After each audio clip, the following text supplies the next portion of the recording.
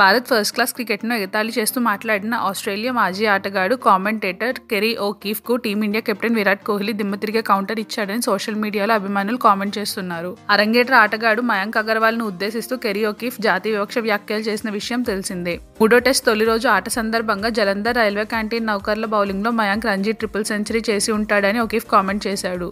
అయితే ఈ టెస్ట్ విజయానంతరం కోహ్లీ మాట్లాడుతూ ఇలా వ్యాఖ్యానించాడు.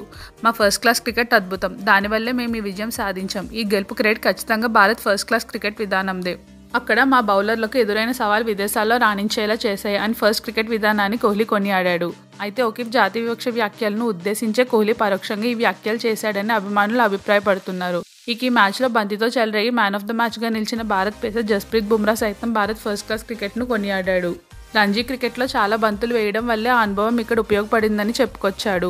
ఓకీఫ్ తన వ్యాఖ్యలపై క్షమాపణలు చెప్పిన 4వ రోజు ఆటలో భారత ఆటగాళ్లపై మళ్లీ మాట తూలాడు. ఒక రకమైన వ్యంగ్య శైలితో మాట్లాడుతూ అసలు మీ పిల్లలకు చతేశ్వర్, జడేజా వంటి పేర్లు ఎలా పెడతారు అంటూ ఇద్దరు భారత క్రికెటర్ల పేర్లను మిళితం చేశాడు.